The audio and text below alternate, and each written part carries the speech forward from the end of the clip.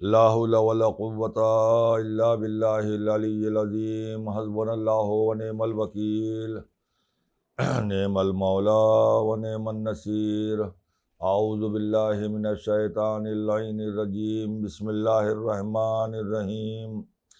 الحمد للہ رب العالمین والعاقبۃ للمتقین والجنۃ للموحدین والنار للملحدین، والصلاة والسلام علی اشرف الانبیاء والمرسلین، سیدنا و شفیعنا و نبینا بالقاسم محمد، اللہم صلی علی محمد وآلہ الطیبین الطاہرین المعصومین، ولعنۃ اللہ علی اعدائہم اجمعین من یومنا ھذا الی یوم الدین۔ اما بعد فقد قال اللہ سبحانہ وتعالی فی القرآن المجید وقولہ الحق، بسم اللہ الرحمن الرحیم، ان الدین عند اللہ الاسلام۔ صلوات بر محمد وآل محمد۔ عزیزان محترم، یہ اشرہ جو اسلام اور مسلمان کے عنوان سے ہو رہا ہے، کل تک کی مجلس میں نے یہ عرض کیا تھا کہ ہر مسلمان کی خواہش ہے، تمنا ہے، آرزو ہے کہ اس کو جنت مل جائے، اور جنت میں جانے کی آرزو شیعان حیدر کرار کے دل میں اس لیے بھی زیادہ ہے کیونکہ ان کے مولا نے ہم سے وعدہ کیا ہے کہ اگر کوئی کمی رہ جائے گی روز محشر تو ہم تمہاری شفاعت کریں گے۔ تو ہر غلامان حیدر کرار کو اس بات کی امید ہے اور یقین ہے کہ مولا ہماری شفاعت کریں گے، مگر اے غلامان حیدر کرار، مولا نے جب اس بات کا وعدہ کیا کہ ہم میدان محشر میں تمہاری شفاعت کریں گے، تو مولا نے اس میں ایک شرط رکھی۔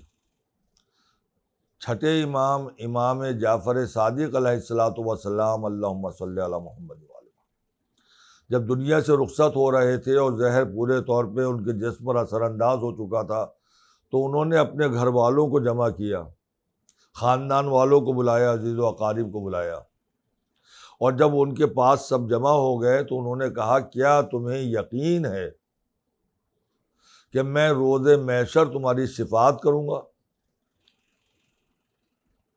تو سب نے کہا آقا ہم تو آپ کے عزیز ہیں، رشتہ دار ہیں، آپ تو تمام اپنے شیعوں کی شفاعت کرنے والے ہیں، تو ہمیں یقین ہے آپ ہماری بھی شفاعت کریں گے۔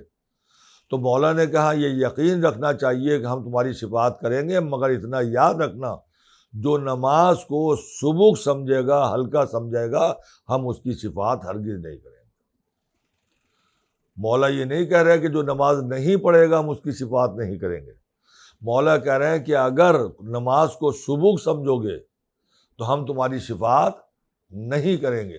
نماز کو سبک سمجھنا کیا؟ نماز کو سبک سمجھنے کا مطلب یہ ہے کہ اول وقت نماز ہے اور ہم دوسرے کسی کاموں میں لگے ہوئے ہیں، ان کاموں کی وجہ سے ہم نے نماز کو تاخیر کر دیا، دیر کر دی ہے، تو یہ نماز کو جو ہم تاخیر کر رہے ہیں اور دوسرے کاموں میں لگے ہوئے ہیں، تو ان کاموں کے مقابلے میں ہم نے نماز کو سبک سمجھا ہے۔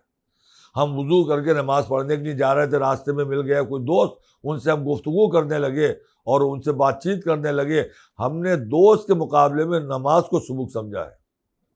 ٹھنڈی ہوا چل رہی ہے، نیند آ رہی ہے، صبح کی نماز کا وقت ہے، تو ہم نے کہا لاؤ سوتے رہو ابھی، اور نماز کا وقت آگے بڑھ رہا، اول وقت بستر چھوڑ کے ہم نماز پڑھنے کے لیے کھڑے نہیں ہوئے، تو ہم نے نماز کو ترجیح دی اور نماز کے مقابلے میں نیند کو ترجیح دی، اور سونے اور نیند کے مقابلے میں نماز کو ہم نے سبک سمجھا۔ تو جو بھی امام نے کہا نماز کو کسی بھی وجہ سے سبک سمجھے گا تو ہم اس کی شفاعت ہرگز نہیں کریں گے۔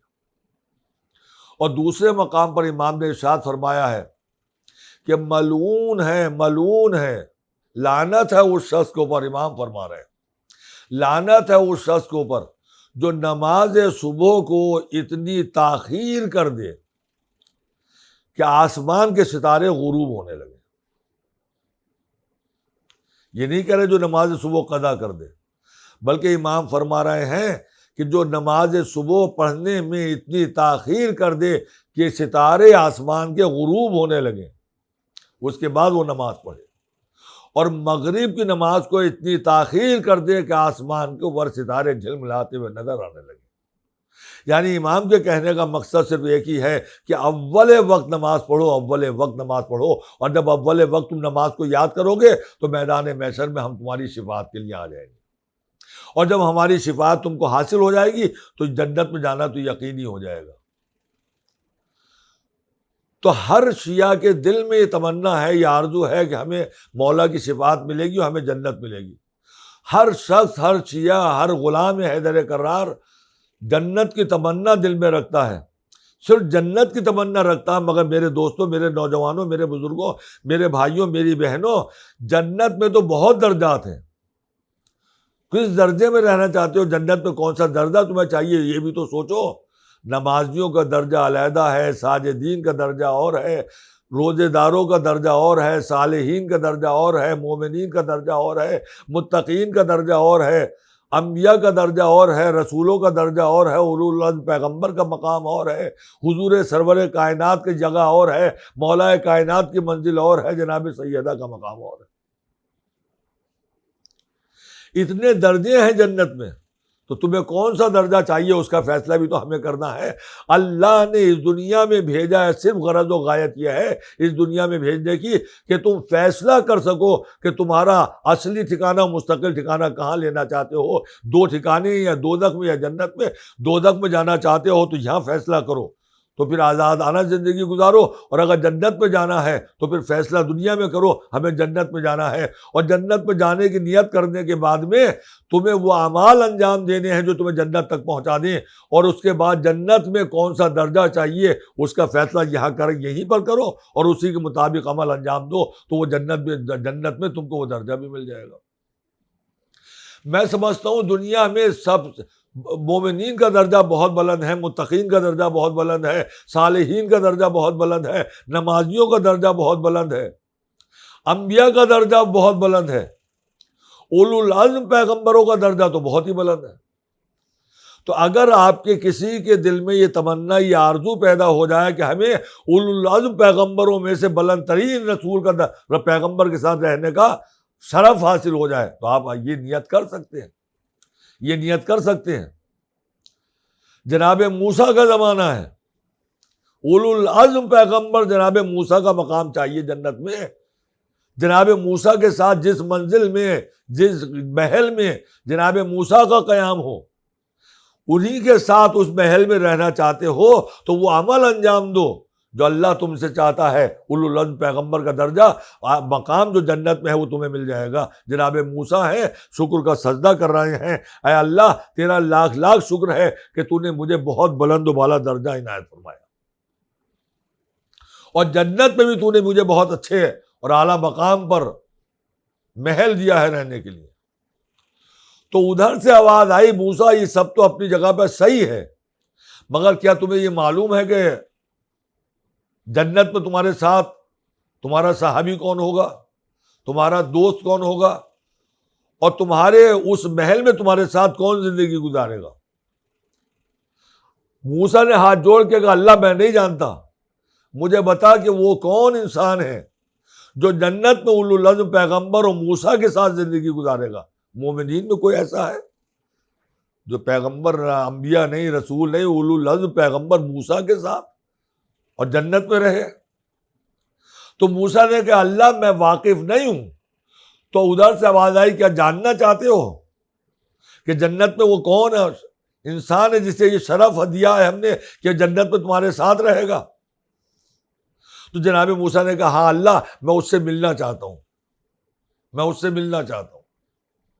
تو جناب موسیٰ کو اس انسان کا پتہ دیا گیا، فلاں گاؤں میں جاؤ، اس محلے، اس گاؤں کے فلاں محلے میں ایک گوشت کی دکان ہے، تو گوشت فروخت کرنے والا وہ انسان ہے جو جنت میں تمہارے ساتھ رہے گا۔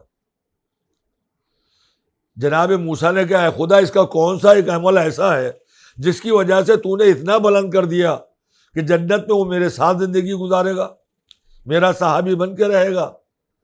تو خدا نے کہا نہیں، ایسے نہیں بتاؤں گا، تم خود اس گاؤں میں جانے کی زحمت اٹھاؤ اور جانے کے بعد اس کے ساتھ رہو اور دیکھو وہ کون سا عمل ہے جس کی وجہ سے میں نے اسے جنت میں تمہارے ساتھ رہنے کا شرف دیا ہے۔ چنانچہ حکم خدا تھا، جناب موسیٰ اپنے وطن سے چلے، راستے کی صعوبتیں، زحمتیں اور مشکلیں اٹھاتے ہوئے کافی عرصے کے بعد اس گاؤں میں پہنچے، تلاش کیا، اس محلے میں پہنچے، گوشت کی دکان بھی مل گئی، وہ آدمی گوشت فروخت کر رہا تھا، وہ گاہک بھی کھڑے ہوئے تھے۔ دیکھیے، آپ خود بھی پہچانیے، غور کیجئے کہ اتنا بڑا شرف ایک عام آدمی کو کیسے مل گیا، وہ بھی گوشت بیچنے والا۔ گوشت بیچنے والا یعنی قصائی ہوگا، اس کو یہ شرف کہاں سے مل گیا کہ وہ موسیٰ کے ساتھ جنت میں رہے گا؟ جناب موسیٰ اس کی دکان پر پہنچے، سلام کیا، اس کے یہاں گاہک کھڑے ہوئے تھے، کاروبار چل رہا تھا، اس نے جواب سلام دیا۔ اس کے بعد پوچھا کہ آپ یہاں کے تو نہیں معلوم ہوتے، کہیں باہر کے معلوم ہوتے ہیں؟ کہ ہاں باہر کے ہیں، یہاں کے رہنے والے نہیں ہیں۔ تو تمہارا کوئی عزیز رشتے دار کوئی ہے اس گاؤں میں؟ کہا نہیں، میرا تو کوئی جان پہچان اس گاؤں میں نہیں ہے۔ تو کیا مجھے یہ شرف حاصل ہو سکتا تم میرے مہمان بن کے رہو؟ میری میزبانی کو آپ قبول کریں گے؟ تو جناب موسیٰ نے اقرار کر لیا، ہاں میں تمہارے ساتھ تمہارا مہمان بن کر رہنے کے لیے تیار ہوں، اس لیے کہ اس گاؤں میں میرا کوئی جان پہچان والا نہیں ہے۔ بس جیسے ہی جناب موسیٰ نے کہا میں تمہارا مہمان بن کر رہنے کے لیے تیار ہوں، بس ویسے ہی اس نے گاہکوں سے کہا بس اب دکان بند کر رہا ہوں، اس لیے کہ میرے یہاں مہمان ہو گیا۔ مہمان اللہ کی رحمت ہوتا ہے، اللہ نے مجھے انعام سے یہ رحمت سے، اپنی رحمت سے نوازا ہے، اتنا بڑا شرف مجھے حاصل ہوا ہے کہ اللہ نے بغیر دعوت دیے ہوئے مجھے مہمان بھیجا ہے، تو اس سے بڑا میرا شرف اور کیا ہوگا؟ لہذا اب دکان بند، کاروبار بند۔ تو پہلا اس کا عمل یہ معلوم ہوا کہ مہمان کو اتنی عزت دی کہ اس نے اپنے کاروبار کو فوراً بند کر دیا۔ ہمارے یہاں کوئی کتنے قریبی عزیز بھی اگر مہمان بن کے آ جائے، چاہے کتنے مہینوں سالوں کے بعد وہ آیا ہو، لیکن ہماری اگر نوکری کا ٹائم ہو جاتا ہے یا کاروبار کا وقت ہو جاتا ہے تو ہم اس کے کھانے پینے، رہنے سہنے کا سب انتظام کرنے کے بعد اپنے کاروبار میں لگ جاتے ہیں کہ شام کو ملاقات ہوگی۔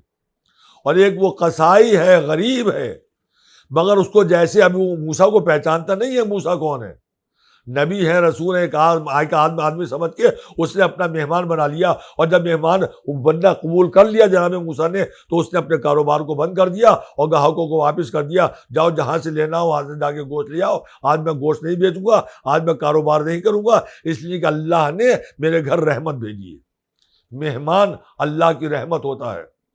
اکرم الضیف ولو کان من الکافر، کافر بھی ہو تو مہمان کی عزت کرو۔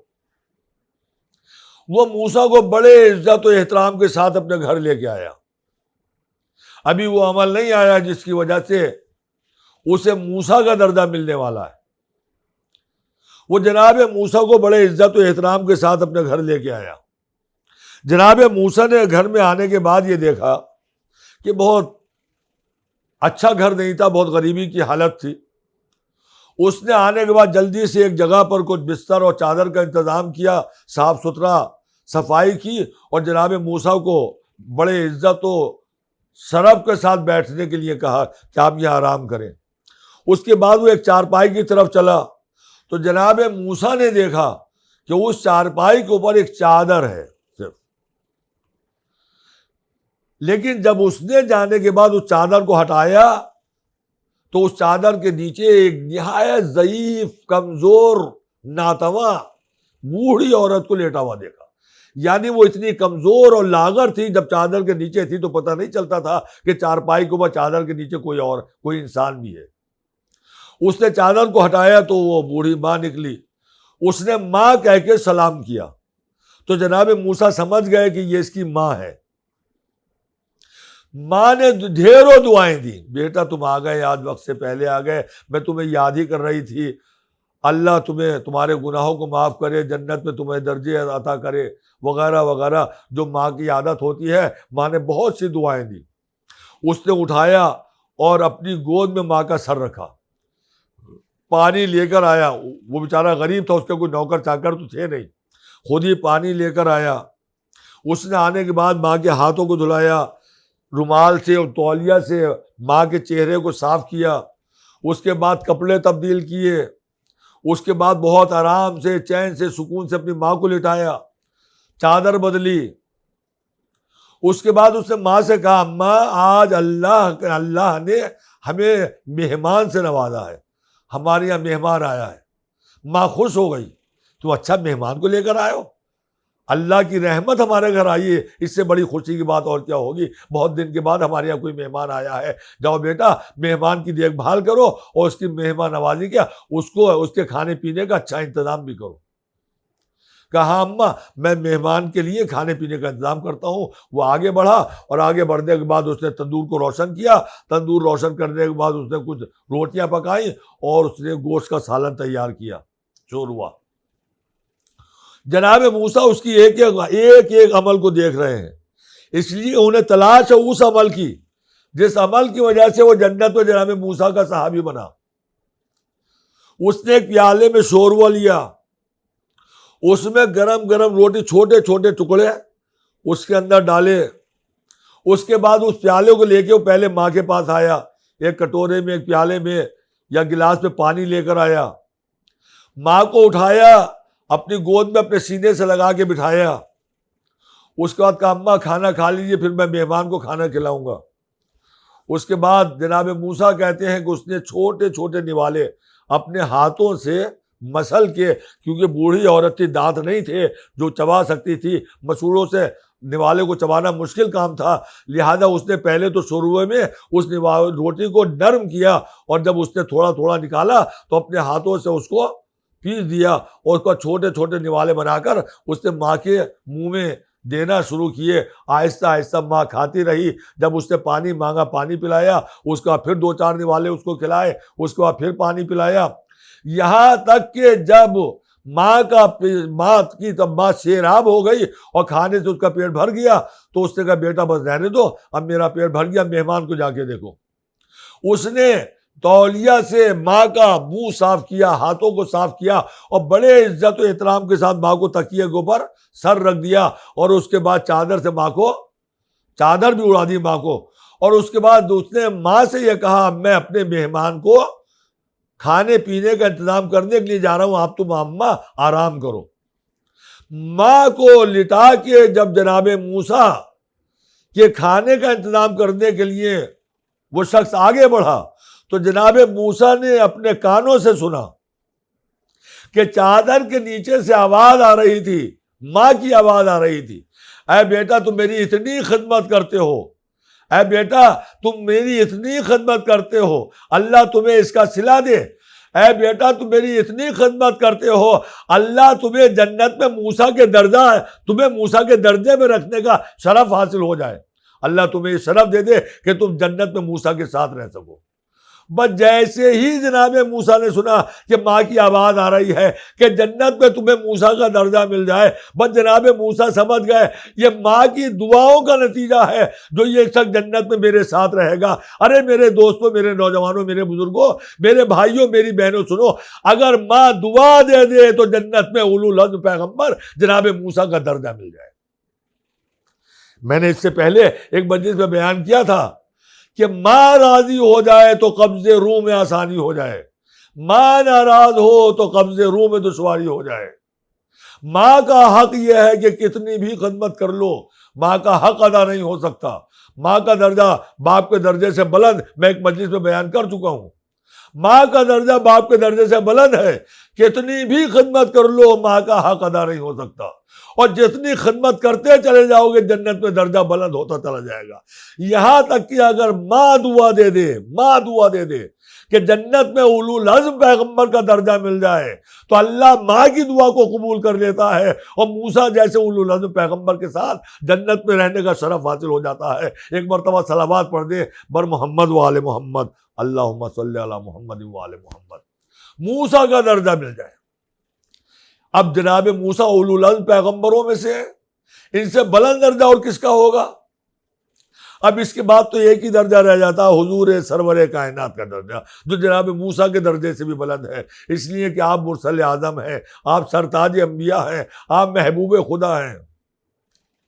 اگر اولو العزم پیغمبروں میں موسیٰ کا درجہ چاہیے تو ماں کی دعائیں لو، اور اگر دل میں یہ حوصلہ ہے کہ حضور سرور کائنات کے ساتھ رہنے کا شرف حاصل ہو جائے تو آئیے حضور سے پوچھیں۔ اگر ہمارے دل میں تمنا اور آرزو پیدا ہو جائے کہ جنت میں آپ کے ساتھ رہنے کا شرف حاصل ہو جائے تو کیسے ملے گا؟ تو آئیے میں آپ کو بتاتا ہوں، حضور کا زمانہ ہے،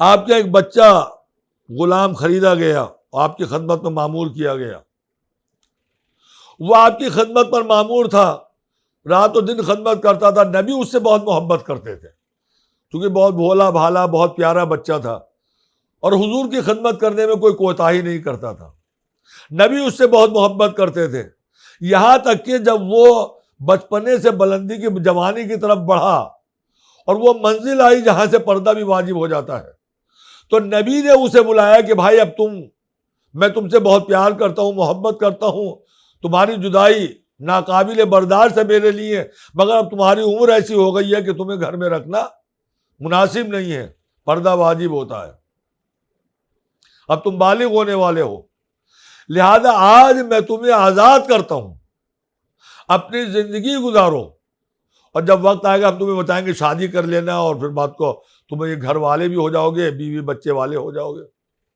نبی نے دعائیں دی اسے اور کہا میں تمہیں آزاد کرتا ہوں۔ اس نے کہا حضور مجھے اپنی خدمت میں رہنے دیجیے، کہا ممکن نہیں ہے، اب تمہیں جانا ہوگا۔ اس نے کہا ٹھیک ہے حضور، جیسا آپ کا حکم۔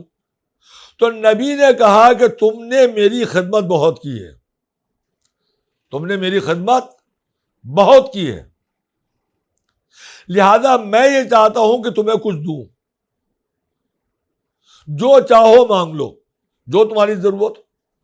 نبی نے کوئی قید نہیں رکھی، جو بھی تمہیں چاہیے میں دینے کے لیے تیار ہوں، روپیہ پیسہ سونا چاندی ہیرے جواہرات جو تم کو چاہیے۔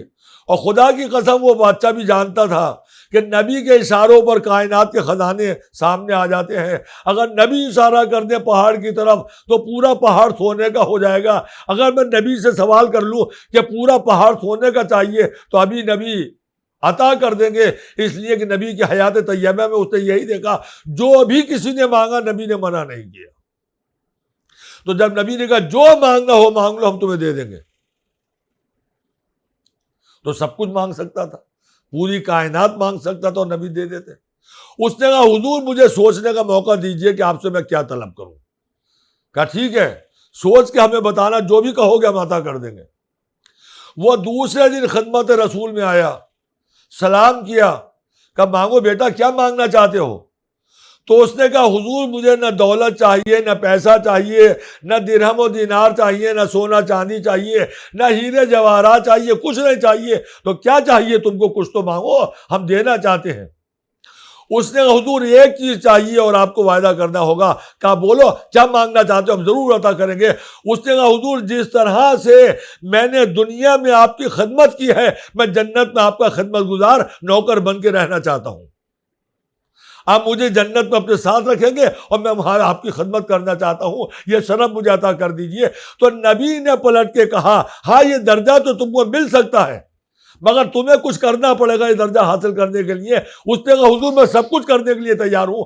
کہا اگر تم جنت میں میرے ساتھ میرے گھر میں رہنا چاہتے ہو اور میری خدمت کرنا چاہتے ہو تو طولانی سجدے کرو، طویل سجدے کرو۔ اگر تم لمبے اور طولانی اور طویل سجدے کرو گے تو اللہ میں دعا کروں گا، اللہ تمہیں جنت میں یہ شرف دے دے گا کہ میرے ساتھ میرے گھر میں رہ سکو اور میری خدمت کر سکو۔ صلوات پڑھ دے پر محمد وعلى محمد، اللہم صلی علی محمد وعلی محمد۔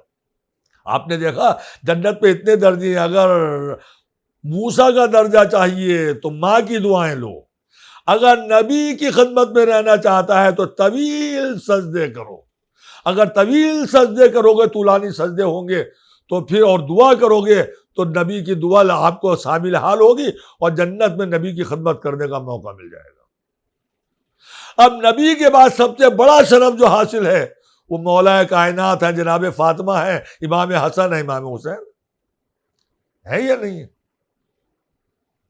ان کے ساتھ رہنے کا شرف اگر حاصل ہو جائے، تاریخ میں واقعہ ملتا ہے اگر کوئی شخص یہ چاہتا کہ ان کے ساتھ رہنے کا حق حاصل ہو جائے، تو واقعہ ملتا ہے کہ ایک شخص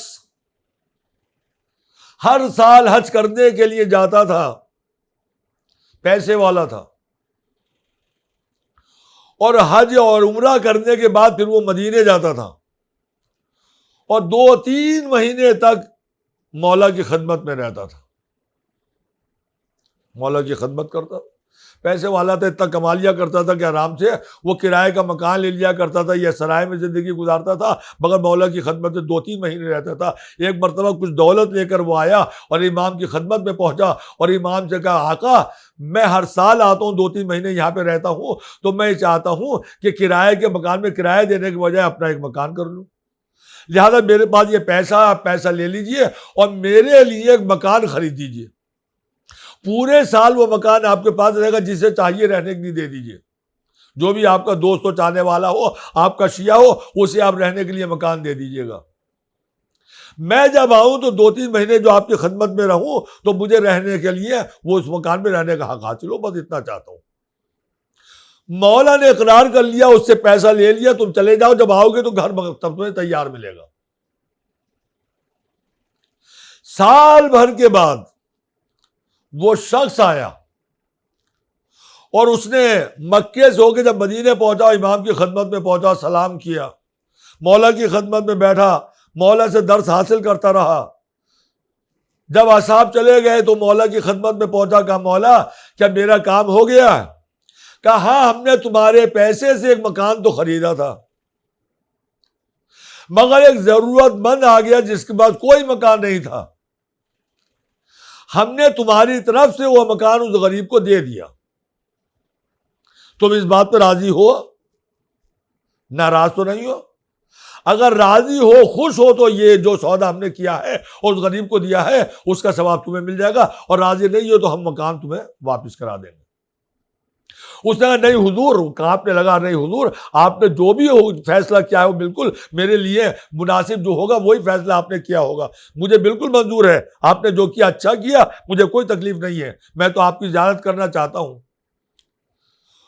اور اس کے بعد اس نے کہا حضور پھر حاضر ہوں گا، اس وقت جا رہا ہوں۔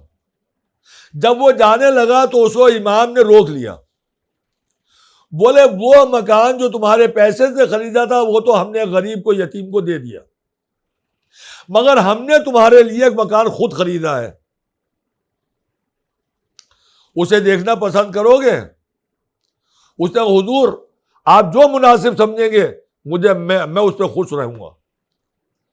اس نے ہم نے ایک مکان خریدا ہے، اس نے سر کو جھکا لیا، اٹھ کے جانے لگا تو مولا نے کہا کہ اس مکان کے حدود کا کاغذ لے کے جاؤ، جیسے آج کل رجسٹری ہوتی ہے تو رجسٹری میں کیا لکھا جاتا ہے، آپ نے اگر کوئی جگہ خریدی ہے، کوئی مکان خریدا ہے تو ہر رجسٹری میں اس مکان یا جگہ کا حدود اربع لکھا جاتا ہے، مشرق میں کیا ہے، مغرب میں کیا ہے، جنوب میں کیا ہے اور شمال میں کیا ہے، وہ مکان کتنا لمبا ہے اور کتنا چوڑا ہے، اس مکان میں درخت ہے یا نہیں ہے، اس مکان میں پانی کا انتظام ہے یا نہیں ہے، وہ ساری چیزیں اس کے اندر لکھی جاتی ہیں۔ جب وہ جانے لگا، مدینے سے جانے لگا، تو مولا نے اس کو گھر بلایا، اسے بہت دعائیں دی، راستے کے لیے کچھ عطا بھی کیا، اور اس کے بعد مولا نے کہا یہ رجسٹری ہے اس مکان کی، اس جگہ کی جو ہم نے تمہارے لیے معین کیا ہے، تمہارے لیے خریدا ہے، وہ مکان تو دے دیا ہم نے، مگر ایک مکان اور ہے جو ہم نے تمہارے لیے معین کیا ہے، لو یہ اس کا کاغذ ہے، اسے لیتے جاؤ اور پڑھ کے مجھے بتاؤ تم خوش ہو؟ اس نے کاغذ کو لیا، پڑھا، اس کی آنکھیں حیرت سے پھٹنے لگی۔ اس نے اس کاغذ کے اندر پڑھا کہ وہ مکان کیا تھا، بہت بڑا علاقہ تھا، بہت بڑا علاقہ تھا، اس کاغذ میں رجسٹری میں لکھا ہوا تھا اس میں اتنی نہریں جاری ہیں، اس میں اتنے باغ ہیں، اس میں اتنے محل ہیں، اتنے حال ہیں، ساری آرام دہ چیزیں اس مکان کے اندر ہیں، اور حدود اربع میں لکھا تھا کہ مشرق کی طرف رسول خدا کا گھر ہے، مغرب کی طرف مولا کائنات اور جناب فاطمہ کا گھر ہے، اور ایک طرف امام حسن کا گھر ہے شمال میں اور جنوب میں امام حسین علیہ السلام کا گھر ہے. اس کی آنکھیں پھٹ گئیں. اس نے مولا نے کہا راضی ہو. اس نے جلدی سے اپنا سر مولا کے قدموں پر رکھ دیا. ارے مولا ایسا کون انسان ہوگا جسے اتنا بڑا شرف حاصل ہو جائے, ایسا مکان مل جائے جس کے حدود اربع میں رسول خدا مولا کائنات میرے مولا رہتے ہو, جنت کے شہزادے رہتے ہو. میں آپ کا شکریہ کس طرح سے ادا کروں. مولا نے اس کو رخصت کیا, خدا حافظ کہا. وہ آیا اپنے وطن میں, اپنے بیٹے کو بلایا اور بلانے کے بعد کہا لگتا ہے میری زندگی کے دن بہت کم رہ گئے ہیں, کسی وقت بھی ادھر کا بلاوا آ سکتا ہے. لو یہ کاغذ ہے, رجسٹری ہے جو مکان میں نے خریدا ہے. جب میں مر جاؤں اور مجھے کفن کرنے کے بعد دفن کرنے کی بات آئے تو یہ کاغذ میرے کفن کے اوپر رکھ دینا اور دوسرے دن میری قبر پر ضرور آنا. بیٹے نے اس کاغذ کو لیا, پڑھا, خوش ہو گیا. یہ میرے بابا کو یہ مکان کیسے مل گیا, یہ مکان میرے بابا کو کیسے مل گیا. بہت خوش ہوا, بہت خوش ہوا. بیٹا بھی. کچھ ہی دن کے بعد باپ کی طبیعت خراب ہوئی اور انتقال ہو گیا. اس نے بابا کو غسل دلایا, کفن ہوا, نماز جنازہ ہوئی, اس کے بعد دفن کیا گیا. اس نے آہستہ سے وہ کاغذ اس کے سینے کے اوپر رکھ دیا. قبر بند ہو گئی, رات گزری, صبح آئی. اب جب صبح آئی تو بیٹا جلدی سے باپ کی قبر پر پہنچا نماز صبح کے بعد. تو وہ کاغذ رجسٹری کا جو بابا کے سینے پر رکھا تھا وہ اس کی قبر کے اوپر رکھا ہوا تھا اور اس میں بابا کی تحریر موجود تھی. بیٹا جو کچھ میرے بابا نے, میرے مولا نے مجھے رجسٹری میں لکھ کے دیا تھا وہ سب کچھ مجھے حاصل ہو گیا. صلوات پڑھ دے پر محمد وآل محمد. اللہم صلی علی محمد وآل محمد. دیکھا آپ نے جنت میں کیسے کیسے مقامات آتے ہیں. شیعان حیدر کرار کو, غلامان حیدر کرار کو مطمئن ہونا چاہیے کہ مولا نے وعدہ کیا ہے بلند سے بلند درجہ ملے گا. عزیزان گرامی, ہمیں یہ شرف حاصل نہیں ہے کہ مولا کی زندگی میں اس دنیا میں آئے ہوتے اور ہم نے اپنی نگاہوں سے مولا کو دیکھا ہوتا اور مولا سے پوچھ کر ہم نے نماز اور روزے جیسے اعمال کو انجام دیا ہوتا تو ہمیں کتنا ثواب ملتا, ہمارا درجہ و مقام کیا ہوتا. نہیں میرے عزیزوں, میرے دوستوں, مولا کے شیعوں مایوس نہ ہو. مولا کو دیکھ کر جن لوگوں نے اصحاب نے عمل کیا ان کا درجہ بہت بلند ہے, بہت بلند ہے. کیا ان کا یہی شرف کیا کم ہے کہ انہوں نے خود اپنی ان آنکھوں سے مولا کے چہرے کی زیارت کی ہے؟ کیا یہ شرف ان کے لیے کم ہے کہ انہوں نے مولا کے ساتھ کھڑے ہو کے مولا کے ساتھ باجماعت نماز ادا کی ہے؟ کتنا بڑا شرف ہے ان کا, سارا شرف ان کے لیے. مگر آپ بھی, آپ کا شرف بھی کم نہیں ہے. آپ مایوس نہ ہو. دیکھ کر عمل کرنے والوں کی قیمت اور ہے اور بغیر دیکھے غیبت کے زمانے میں عمل کرنے والوں کی قیمت کچھ اور ہے. یہ غیبت کا زمانہ مولا تو ہے موجود مگر ہمیں نظر نہیں آتی ہیں. جب ظہور فرمائیں گے تب ہمیں دکھائی دیں گے. ہمیں نہیں معلوم مولا کے پیچھے ہم نے نماز نہیں پڑھی. انہوں نے جو مولا کی زندگی میں تھے 11 اماموں تک, انہوں نے مولا کو دیکھا بھی ہے, مولا کے پیچھے نماز بھی پڑھی. بہت بڑے شرف کے مالک ہیں. براہ راست مولا کی دعائیں انہیں ملی ہیں. لیکن ہمارا شرف بھی اور ہمارے اعمال کی قیمت بھی کچھ کم نہیں ہے, بلکہ ایک لحاظ سے دیکھا جائے تو کچھ قیمت زیادہ ہی نظر آتی ہے.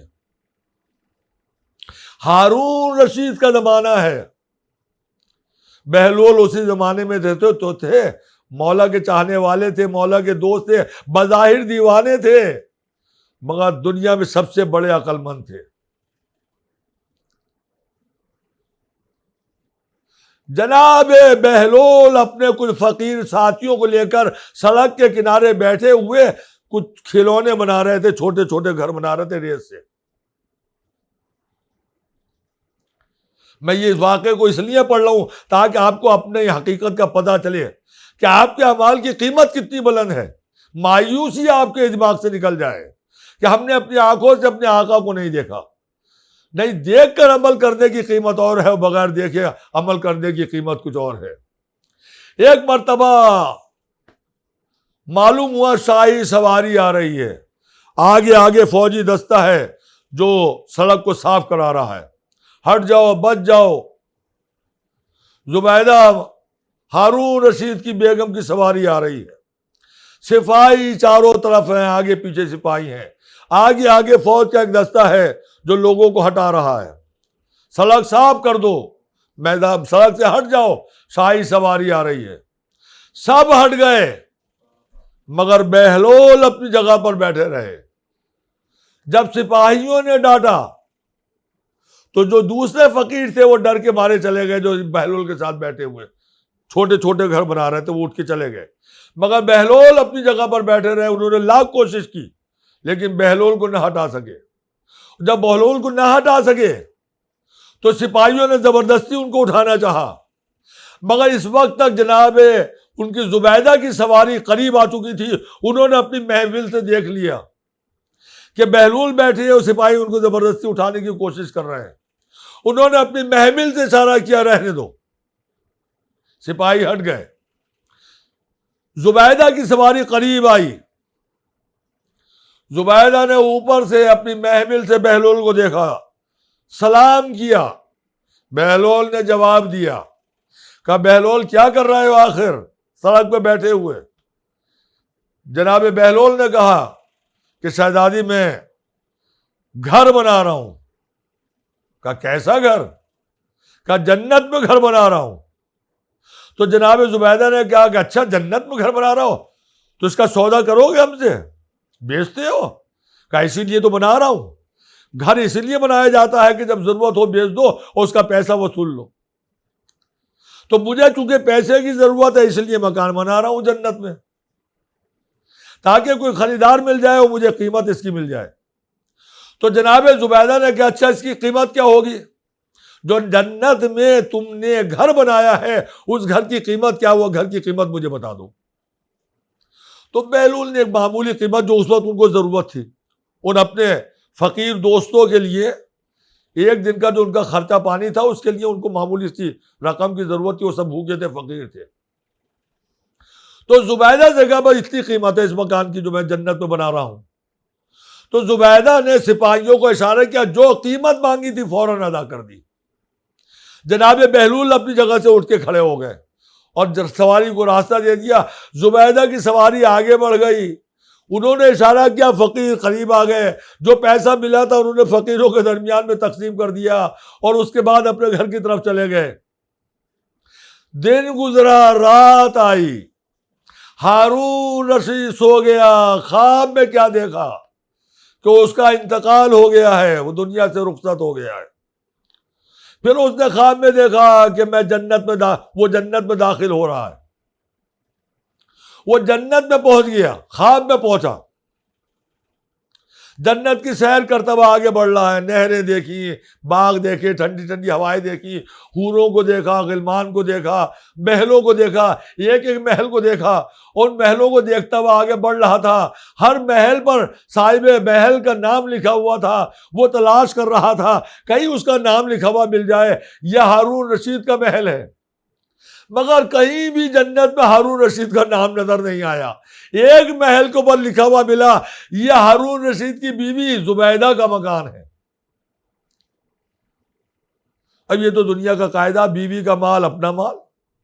ہر شوہر، یہاں تک کہ مہر کے پیسے جو بیوی کو دے دینے چاہیے اس کے اوپر بھی اپنا حق سمجھتا ہے، بیوی کو نہیں دیتا اور مہر کے پیسے کھا جاتا ہے۔ اگر میکے سے جو چیزیں بیوی کو ملی ہیں اس کے اوپر بھی اپنا حق جتاتا ہے۔ تو ہارون رشید بھی تو اسی دنیا کا آدمی تھا، بیوی کا مال یعنی شوہر کا مال، لہذا بے جھجک اس گھر میں داخل ہونے کی کوشش کی۔ جیسے ہی دروازے پر پہنچا دربان نے روک دیا۔ کہاں جا رہے ہو؟ کہ اس محل میں جا رہا ہوں۔ کہ تمہارے باپ کا ہے کیا؟ کہ نہیں میرے باپ کا تو نہیں، مگر زبیدہ میری بیوی کا ہے۔ کہا ٹھیک ہے زبیدہ کا ہے، مگر تم سے کیا مطلب ہے؟ تم سے کیا مطلب ہے؟ یہ زبیدہ کا مکان ہے، تمہارا نہیں ہے، لہذا ہم داخل نہیں ہونے دیں گے۔ ہارون رشید نے بہت کوشش کی مگر دربان نے اس محل میں داخلے سے منع کر دیا۔ ہارون رشید نے دیکھا باہر سے بہت بڑا محل ہے، اس میں نہریں جاری ہیں، باغ لہلہا رہے ہیں، حوریں ٹہل رہی ہیں، غلمان آمادہ بیٹھے ہیں، ٹھنڈی ٹھنڈی ہوائیں چل رہی ہیں، اس کے منہ میں پانی آ گیا۔ کاش بیوی کے محل کو دیکھنے کا موقع مل جائے اور اسی محل میں زندگی گزارنے کا موقع بھی مل جائے۔ دربار نے اندر داخل نہ ہونے دیا، مایوس ہوا، اور جیسے ہی دربار نے دھکا دیا ہارون کی آنکھ کھل گئی۔ جب ہارون نے زبردستی کرنے کی کوشش کی کہ بیوی کا مال میرے باپ کا مال، تو دربار نے دھکا دے دیا۔ بس جیسے ہی دھکا دیا ہارون رشید کی آنکھ کھل گئی۔ اب نہ وہ جنت تھی، نہ جنت کی نہریں تھیں، نہ جنت کے باغ تھے، نہ وہ محل تھے، نہ وہ باغات تھے، نہ زبیدہ کا محل آنکھوں کے سامنے تھا۔ اب وہی دنیا کا گھر تھا جہاں پہ وہ سویا تھا، وہیں پہ جاگ گیا تھا۔ اس نے جلدی سے زبیدہ کو اٹھایا، اپنی خواب کا ماجرا سنایا۔ ارے زبیدہ، جنت میں تمہارا بہت بڑا محل ہے، ہمارا محل تو کہیں ہے ہی نہیں، یہ تم نے جنت میں گھر کیسے بنا لیا؟ تو جناب زبیدہ نے کہا ہاں آج ہی تو خریدا ہے میں نے، یہ محل جسے تم نے خواب میں دیکھا ہے اسے میں نے آج ہی خریدا ہے، آج ہی میں نے خریدا ہے۔ تو ہارون نے پوچھا کیسے خریدا، کس سے خریدا؟ اتنا بڑا محل دنیا میں سودا کس نے کر لیا؟ اور کون ہے ایسا انسان جس نے جنت کے گھر کا تم سے سودا کر لیا اور اس جنت کے محل پر تمہارا نام بھی لگ گیا؟ اے زبیدہ، میں نے اپنی آنکھوں سے دیکھا ہے، بہت بڑا محل ہے، نہریں جاری ہیں، باغ لہلا رہے ہیں، حوریں ہیں، غلمان ہیں، بہت آرام دہ، یہ ہمارا محل تو کچھ بھی نہیں ہے اس محل کے مقابلے میں۔ زبیدہ مبارک ہو، مگر دربار نے مجھے تمہارے محل میں داخل نہیں ہونے دیا، کہ اپنا محل تلاش کرو، وہ میرا تو کوئی گھر تھا ہی نہیں، چھوٹا موٹا بھی۔ زبیدہ نے بتایا کہ بہلول سے آج میں نے سودا کیا، وہ ایسے ایسے مکان بنا رہے تھے، میں نے ان سے سودا کر لیا، اور انہوں نے کہا تھا جنت کا گھر ہے، جو انہوں نے قیمت مانگی وہ میں نے ادا کر دی۔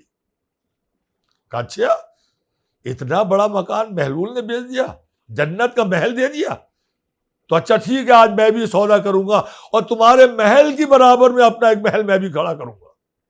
دوسرے دن سپاہیوں کو دوڑایا، دیکھو بہلول کہاں ہے؟ معلوم ہوا اسی مقام پر بیٹھے ہیں جہاں کل بیٹھے تھے، اور کل جتنے فقیر ان کے گرد تھے وہ بھی موجود ہیں، اور کل چھوٹے چھوٹے جو گھر بنا رہے تھے ریت کے وہی بنا رہے ہیں۔ ہارون رشید جلدی سے تیار ہوا اور جلدی سے اس سمت چلا، سپاہی ساتھ ساتھ چلے، فوجی دستہ چلا، فوجی دستے نے جلدی جلدی لوگوں کو ہٹانا شروع کیا، یہاں تک کہ اس مقام پر ہارون پہنچ گیا جہاں بہلول بیٹھے ہوئے گھر بنا رہے تھے۔ وہ اپنی سواری سے اترا ہارون، اور جلدی سے بہلول کے پاس پہنچ کے جا کے انہوں نے سلام کیا۔ بہلول نے ان کے سلام کا جواب دیا کہ بہلول کیا کر رہے ہو؟ کہ ہارون جنت میں گھر بنا رہا ہوں۔ کہا بیچو گے؟ کہ اسی لیے تو بنا رہے ہیں کہ بیچنے کے لیے تو بنا رہے ہیں، یا بیٹھے بیچنے کے لیے بیٹھے، پیسے کی ضرورت ہے اس لیے گھر بنا رہے ہیں۔ جنت میں گھر بنا رہا ہوں، کوئی اچھا خریدار مل جائے اور اچھی قیمت مل جائے۔ اس نے کہا بیچو گے؟ کہاں بیچیں گے؟ کہا کیا قیمت ہے؟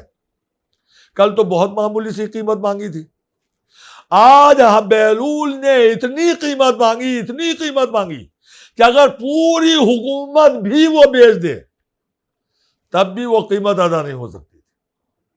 اتنی بڑی رقم مانگ لی کہ بہلول اگر ہارون رشید چاہے اپنی پوری حکومت دے دے، اپنی پوری سلطنت دے دے، حکومت کا سارا خزانہ دے دے، سارے غلاموں ساری کنیزیں بھی دے دے، تب بھی وہ قیمت ادا نہیں ہو سکتی تھی۔ تو ہارون نے بہلول سے پوچھا، اے بہلول کل تو بہت سستا دے دیا تھا، آج اتنا مہنگا کیوں دے رہے ہو؟ کہا زبیدہ بغیر دیکھے مکان خریدنے آئی تھی، تم دیکھنے کے بعد مکان خریدنے کے لیے آئے ہو۔ تو دوستو معلوم یہ ہوا دیکھ کر خریدنے کی قیمت اور ہوتی ہے اور بغیر دیکھے عمل کی قیمت کوئی اور ہوتی ہے۔ صلوات پڑھنے پر محمد وآل محمد، اللہم صلی علی محمد وآل محمد۔ تو بغیر دیکھے جو عمل ہوتا ہے اس کی قیمت اور ہوتی ہے، اور دیکھنے کے بعد جو قیمت لگائی جاتی ہے، جو قیمت دی جاتی ہے، اس کی قیمت کچھ اور ہوتی ہے۔ تو میرے دوستو، علی کے غلاموں اور کنیزان جناب فاطمہ زہرا، مایوس کبھی نہ ہونا کہ ہم اماموں کے دور میں نہیں ہیں، نہیں، غیبت کے زمانے میں ہیں۔ ہمارا امام پردہ غیبت میں ہے، ہمارا امام پردہ غیبت میں ہے، اور ہم جو عمل انجام دے رہے ہیں وہ امام کو دیکھے بغیر انجام دے رہے ہیں، تو بغیر دیکھے عمل کرنے کی قیمت اور ہوتی ہے، اور دیکھنے کے بعد قیمت کا ادا کرنے کی قیمت کچھ اور ہوتی ہے۔ لہذا مایوس ہونے کی ضرورت نہیں ہے۔ جنت میں کتنے بڑے بڑے مقامات ہیں، کیسے کیسے حاصل ہوتے ہیں۔ آج کی مجلس میں نے آپ لوگوں کے سامنے بس خشوع کی ضرورت ہے۔ جب اللہ کی عبادت کرو تو صرف اللہ کی عبادت کرو، دل میں دوسرا کوئی خیال نہ آنا چاہیے۔ اللہ ایسی عبادت کو قبول کرتا ہے جس میں صرف اللہ کا تصور ہو اور کسی کا تصور نہ ہو۔ مگر اتنا آپ ضرور یاد رکھیے گا میرے دوستوں، میرے عزیزوں، میرے بھائیوں اور میری بہنوں، جنت میں جانے کے لیے ایک بہت مشکل مرحلہ ہے۔ حساب و کتاب کی منزلوں کے بعد ایک بہت سخت منزل آئے گی جس کو ادا کیے بغیر جنت میں نہیں جا سکتے، اور یہ وہ منزل ہے جس میں نہ اللہ تمہیں معاف کرے گا، نہ رسول اور امام تمہاری شفاعت کریں گے۔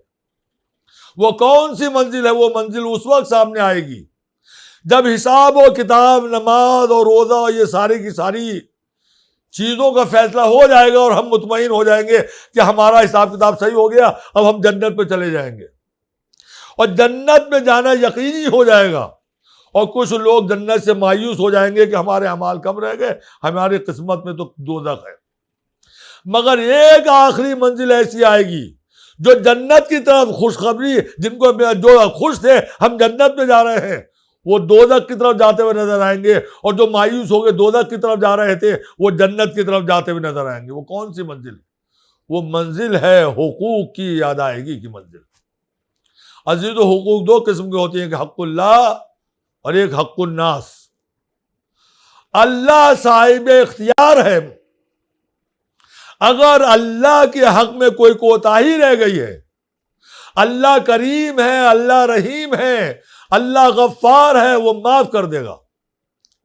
لیکن حق الناس، اسے نہ اللہ معاف کرے گا، نہ رسول معاف کریں گے، نہ امام معاف کریں گے، بلکہ جس کا حق ہے وہ اپنا حق لینے کی ضد کرے گا۔ اگر کسی کا بھی کوئی حق تمہارے ذمے ہے تو اسے ادا کرنے کی کوشش کرو، اس لیے کہ اگر وہ حق ادا نہیں ہوا تو پھر بڑی مشکل پڑ جائے گی۔ روایتوں میں ہے کہ اللہ ایک ایک انسان کو سامنے کرے گا اور اہل محشر سے کہے گا اس کے ذمے کسی کا حق ہو تو لے لو۔ چنانچہ چاروں طرف سے یہ الغار ہو جائے گی، کوئی کہے گا میرا اتنا حق ہے، کوئی کہے گا میرے اتنے روپے چاہیے، کوئی کہے گا اتنے ڈالر چاہیے، کوئی کہے گا سونا چاہیے، کوئی کہے گا زمین چاہیے، کوئی کہے گا جائیداد چاہیے، کوئی کہے گا میرا مکان پر قبضہ کر لیا تھا مکان چاہیے۔ اور فرشتے کہیں گے کہ اللہ یہ وہ چیزیں مانگ رہے ہیں جو زمین پر چلتی تھی، آسمان پر نہیں چلتی، اب کیا کیا جائے؟ اس کے ذمے مکان ہے، زمین ہے، جائیداد ہے، روپیہ ہے، پیسہ ہے، ڈالر ہے، سونا ہے، چاندی ہے، ان ساری چیزوں کا یہاں کیا کام؟ تو ادھر سے آواز آئے گی ہاں ٹھیک ہے، یہ چیزیں یہاں نہیں چلتی ہیں، مگر اس کے نام اعمال میں نیکیاں تو ہیں۔ کہا اللہ ہے، کہا اور جو لوگ مانگ رہے ہیں ان کے نام اعمال میں نیکیوں کی کمی ہے، تو جو کچھ یہ مانگ رہے ہیں، طلب کر رہے ہیں، اس کے بدلے میں جتنی نیکیاں ہوتی ہیں اس کے نام اعمال سے وہ نیکیاں نکالو اور اس کے نام اعمال میں منتقل کر دو۔ چنانچہ ایک ایک آدمی آگے بڑھتا رہے گا، وہ مانگتا رہے گا، ان کی نیکیاں نکلتی رہیں گی، ادھر نام اعمال میں نیکیاں جاتی رہیں گی، ادھر نیکیاں بڑھتی چلی جائیں گی، یہاں نیکیاں گھٹتی چلی جائیں گی، یہاں تک کہ زیرو ہو جائیں گی۔ جب زیرو ہو جائیں گی تو ملائکہ کہیں گے اللہ بھی طلب کرنے والے موجود ہیں مگر نام اعمال میں نیکیاں ختم ہو گئیں۔ کیا نیکیاں اس کے نام اعمال میں ختم ہوئی، لیکن جو اپنا حق طلب کر رہے ہیں ان کے نام اعمال میں گناہ تو ہیں؟ کہاں ہیں؟ کہا ان کے نام اعمال سے گناہ نکالو اور اس کے نام اعمال میں ڈال دو۔ تو ادھر معلوم ہوگا آخر میں کہ سارا نام اعمال گناہوں سے بھر گیا ہے اور ان کے نام اعمال میں گناہ کم ہو گئے اور نیکیاں بڑھ گئی ہیں۔ تو جو جنت کی طرف جانے والا تھا وہ دوزخ کی طرف جاتا ہوا نظر آئے گا، اور جو دوزخ کی طرف جانے والا تھا وہ جنت کی طرف جاتا ہوا نظر آئے گا۔ لہذا میرے دوستوں، میرے بزرگوں، میرے بھائیوں، میری بہنوں، اپنی زندگی میں قدم قدم پر یاد رکھنا کہ کسی کا کوئی حق نہ رہنے پائے، اس لیے کہ اگر کسی کا بھی حق رہ گیا، حق الناس، بیوی کا حق، بیٹے کا حق، شوہر کا حق، ماں باپ کا حق، پڑوسیوں کا حق، زمین جائیداد روپیہ پیسہ تو اپنی جگہ پہ حقوق ہیں، مانوی حقوق بھی، اگر بیوی کے ساتھ محبت کا برتاؤ نہیں کیا ہے، یہ بیوی کا حق ہے. اگر بیوی کو غصہ کیا ہے تو یہ بھی بیوی کا حق ہوتا ہے، میدان محشر میں طلب کرے گی. اولاد کو صحیح تعلیم و تربیت نہیں دی ہے، نمازی اور روزے دار نہیں بنایا ہے، اور میدان محشر میں اولاد پھنس گئی تو اس کا حق ہے، وہ مانگ لے گا کہ ماں باپ نے ہماری صحیح تعلیم و تربیت نہیں کی تھی، اس لیے ہم یہاں پھنسے ہوئے ہیں. تو ماں باپ کا حق بھی ہوتا ہے، اولاد کا حق بھی ہوتا ہے، بیوی کا حق بھی ہوتا ہے، پڑوسیوں کا حق بھی ہوتا ہے. جب تک ان حقوق کی ادائیگی نہیں ہوگی جنت تک آپ نہیں پہنچ سکتے.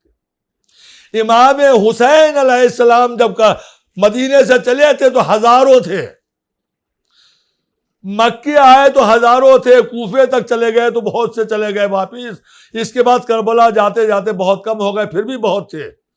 امام نے آخری تقریر جو کی ہے کربلا پہنچنے کے بعد وہ یہ تھی کہ دیکھو میرے ساتھ وہ صحابی نہیں رہ سکتا اور محضر شہادت میں اس کا نام نہیں رہ سکتا جس کے ذمے کسی کا کوئی حق ہے.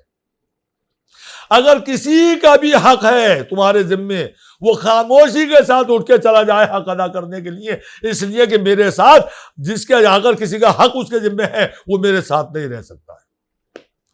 تو اندھیرے میں بہت سے لوگ جن کے پاس حق تھا امام کے حکم سے وہ واپس چلے گئے. امام نے کربلا کے میدان میں یہ پیغام آپ کے لیے دیا ہے کہ اگر امام کربلا کے میدان میں اپنے ساتھ کسی کو شہید ہونے کے لیے نہیں روک رہے ہیں کہ تمہارے ذمے کسی کا حق ہے، تم میرے ساتھ ہی نہیں ہو، تم میرے پاس سے چلے جاؤ، تو کسی شیعہ کو مولا کیسے شیعہ مان لیں گے جب تک کہ اس کے ذمے حق رہے گا. اگر تم یہ چاہتے ہو مولا تمہیں اپنا عزادار سمجھے، اگر تم یہ چاہتے ہو کہ مولا تمہیں اپنا ماتمدار سمجھے، اگر تم یہ چاہتے ہو کہ مولا تمہیں اپنا نحو خان سمجھے، اگر یہ چاہتے ہو کہ مولا تمہیں حدیث خان اور مجلس پڑھنے والا خطیب و ذاکر سمجھے، تو ہمیں یہ کوشش کرنی چاہیے، آپ کو بھی کوشش کرنی چاہیے، مجھے بھی کوشش کرنی چاہیے کہ مرنے سے پہلے میرے ذمے کسی کا حق نہ ہو تاکہ مولا اپنے سینے سے ہمیں لگا سکے.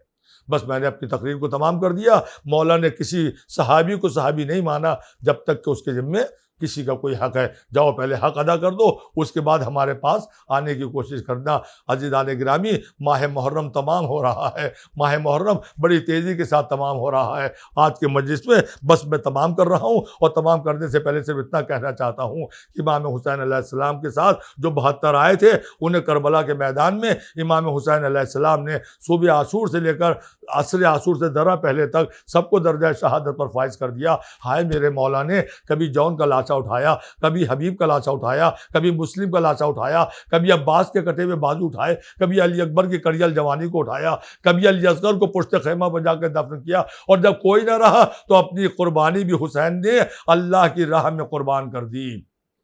اور جب حسین اپنی قربانی دے چکے اور میدان کربلا میں الا قتل الحسین و بے کربلا والا ذبح الحسین و بے کربلا کی صدائیں بلند ہو گئیں تو سکینہ یتیم ہو گئی، زینب بن بھائی کے ہو گئی، بیمار کربلا کے ہاتھوں میں ہتھکڑیاں، پیروں میں بیڑیاں اور گلے میں خاردار توق ڈالا گیا. زینب کے سر سے چادر اتار لی گئی. اب شہزادیاں اسیر ہو گئی اور اسیروں کا قافلہ کربلا سے 11 محرم کو چلا اور کوفے کے بازار میں ہوتا ہوا شام تک پہنچا.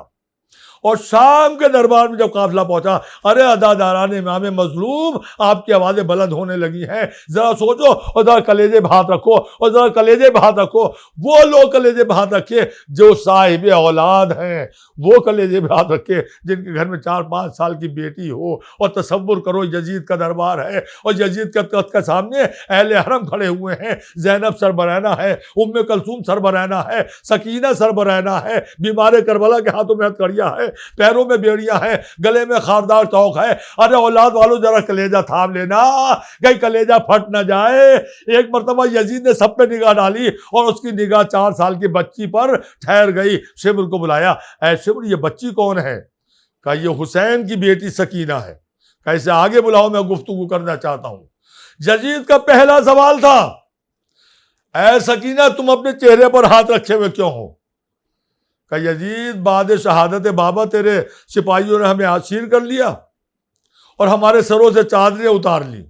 میری ماں بہن کے سر کے بال اتنے بڑے ہیں کہ سر کے بالوں سے چہرے کا پردہ کیے ہوئے ہیں، مگر ہائے ہائے میرے سر کے بال اتنے بڑے نہیں ہیں کہ میں چہرے کو چھپا سکوں، شرم آتی ہے نامحرم کے سامنے جاتے ہوئے، اس لیے میں نے اپنے چہرے کے اوپر اپنا ہاتھ رکھ لیا ہے۔ کہا سکینہ یہ بتاؤ کہ تمہارے گلے پر ہاتھ کیوں ہے؟ تو جناب سکینہ نے کہا اے یزید، جب بابا شہید ہو گئے، تیرے سپاہیوں نے اسیر کیا، تو اب میری ماں بہنوں کے بازوؤں میں رسن باندھی تھی، میں چھوٹی تھی لہٰذا میرے گلے میں رسی کا پھندا باندھ دیا۔ میری ماں بہنیں میری وجہ سے جھک جھک کے چلتی تھی، لیکن جب کمر دکھ جاتی تھی اور کمر کو سیدھا کرتی تھی تو رسی کا پھندا کس جاتا تھا، جس کی وجہ سے میرے گلے میں زخم پیدا ہو گیا۔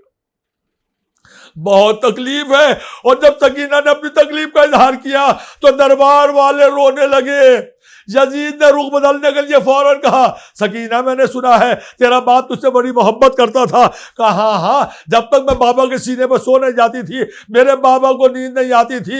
میں فوراً یزید نے تشتے تلا سے رومال ہٹایا اور کہا سکینہ ہم تمہاری محبت کا امتحان لینا چاہتے ہیں، دیکھو یہ تشتے تلا میں تمہارے باپ کا سر ہے، اور محبت یہ ہے کہ تم اپنے بابا کے کٹے ہوئے سر کو آواز دو اور بابا کا سر تمہاری گود میں آ جائے۔ ارے اولاد والوں کلیجہ تھامو، کیا بچے اسی لیے پیدا ہوتے ہیں کہ اپنے بابا کا کٹا ہوا سر دیکھے؟ مگر ہائے یزید کا دربار، ہائے یتیمہ سکینہ بابا کے سر کو پکار رہی ہے، اے بابا ہماری محبت کا امتحان ہے، اے بابا آ جائیے۔